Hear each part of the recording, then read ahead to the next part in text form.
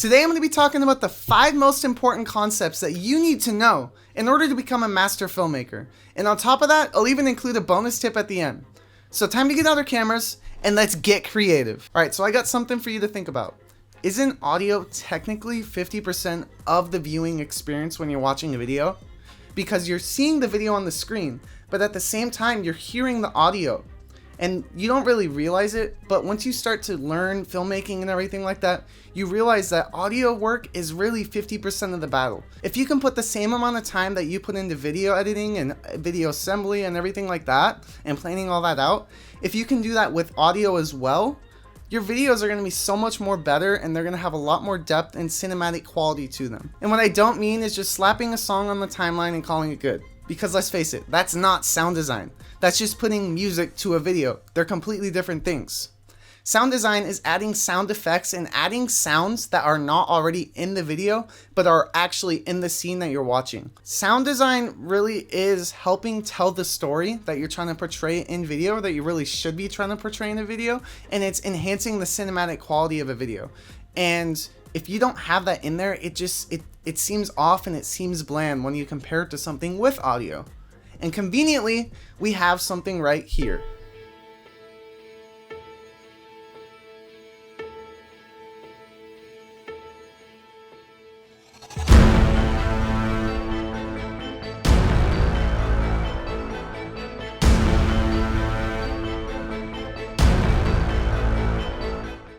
Now when you watch that video, you might not notice it at first, but in reality it's kind of bland.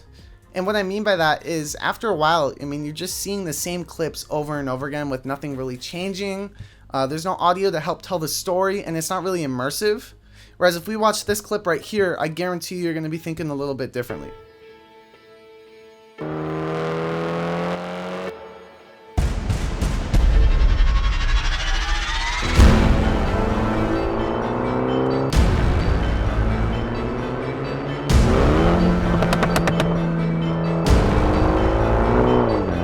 Now, how'd you like that? As you can see, oh, it's starting to rain a little bit. I don't know if you can pick that up. But as you can see, there's a lot more richness to it.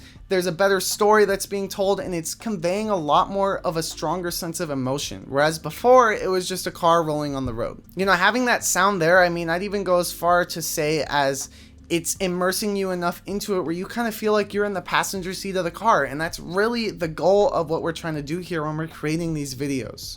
Before we keep going, I wanted to quickly say please consider subscribing. I put a lot of time into these videos, and subscribing doesn't really cost you anything, but in turn it helps me keep making these videos. So lighting is something that a beginner content creator really generally tends to gloss over, and they don't really put a lot of time in to learn and understand it, and it really shows in their work. It's really starting to rain. I live in Washington. I can't really do anything about it. Sorry, I guess. But anyways, for example, this scene right here is properly lit. I put a lot of time in to kind of figure out where I want the lights, what I want the mood to look like, and I set my white balance before I even started shooting. Whereas now I've kind of simulated what most people are going to be using if they don't put time into lighting and they just, have overhead lights on. I have my overhead light up there on, I have my closet light on there, I've turned off my practical lights behind me, my filler light's off, well it's been off actually, my battery died, and then my key light right here is off. So really there's nothing to this scene except for maybe my monitor and computer in the background, and then I have a laptop right here kind of putting a little bit of light on me, but this is what it looks like if you don't put the time and energy into learning lighting and applying it to your videos. Whereas now we're back to where we were before, and you're probably realizing that there's a really big difference here. And keep in mind, I do have a probably better than average camera. It's an A6600 with the 18-105 lens f4. Overall, there's not a lot going on as far as like an expensive camera here. This whole setup, this whole camera right here is probably $2,000. That's a lot of money. I realize that compared to, a cell phone and stuff like that. But really, I'm not using some $10,000, $20,000 camera setup. It's just what I have right here and I make it work. Now, next up is just trying to understand and learn how to use your gear to its maximum potential. If I asked you right now, do you know how to manually expose a scene and manually set the white balance on your camera? Will you know how to do that? That's a question for you to answer. If you said yes, then that's great. If not, that's something you really need to work on, because what's happening is you're letting the camera go on auto for its white balance, for its exposure, whatever you're doing, The camera's never going to be perfect, whereas you can go in there and fine tune each setting and get it to your liking and get the look and feel that you want. Now, if you're limited to just using your phone, because I understand a lot of you are still starting out and that's the only thing you have, there's apps like Filmmaker Pro, which I used to use on my phone in some of my older videos. Mind you, I didn't know what I was doing in those videos as much as I do now, so you're going to just see an improvement just based off me learning new things. But regardless, I was using Filmmaker Pro in those videos. I was manually setting all the settings, and it helps you out a lot. It really does. So just because you're on a phone, don't just use that as an excuse to say, oh, I can't do that. There are options out there if you just do a little bit of digging. Something that a lot of beginners do is they don't properly compose their scene. And what I mean by that is things like the rule of thirds. You know, setting stuff up so it looks interesting. It shows depth. It makes the scene something that is intriguing to look at, and it helps draw the viewer in and once again immerse them into the scene. And on top of that, composing your scene can really keep viewers' retention rates up so they stay on your video and they don't get bored. On top of that, a more experienced individual will take into account things like camera movements.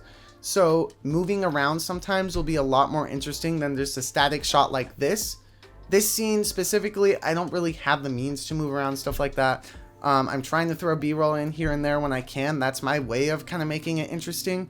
But for this scene specifically, a tripod's just what makes sense. But in other scenes, introducing camera movement like a slight pan or a rotate and orbit, something like that, something along those lines, can just add a little bit of depth in the scene.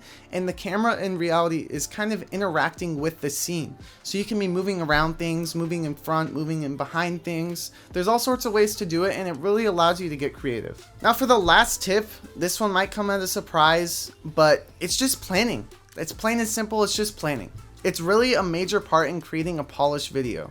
You know, thinking about things like the story that you're trying to tell, the plot, you know, the location, the time of day, stuff like that. If you don't think about that stuff beforehand and you just go onto your set and you just start filming randomly, most of the time you're just gonna get a jumbled mess of footage that you can't really use and it doesn't make sense. Now, to avoid this, it's probably one of the more easier ones to deal with. You just got to put in the time and the patience to plan things out.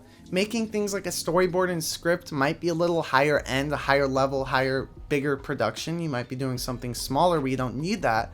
But just having a general location, general time of shooting, a story, a plot, things like that, time of day, time of year, anything, whatever it is, just having all those little details and logistical things dealt with before you go on the set really makes it so when you're on set, all you have to do is focus on shooting and getting the scene properly exposed, all your audio and stuff like that. And now, for the last bonus tip, film with a flat picture profile. Now, if you don't know already, a picture profile is just really an algorithm for how the camera is interpreting the light from the sensor. This video itself is shot on a flat picture profile. I'm shooting on Cine 4 on my Sony. This is the flat picture profile now that you're seeing.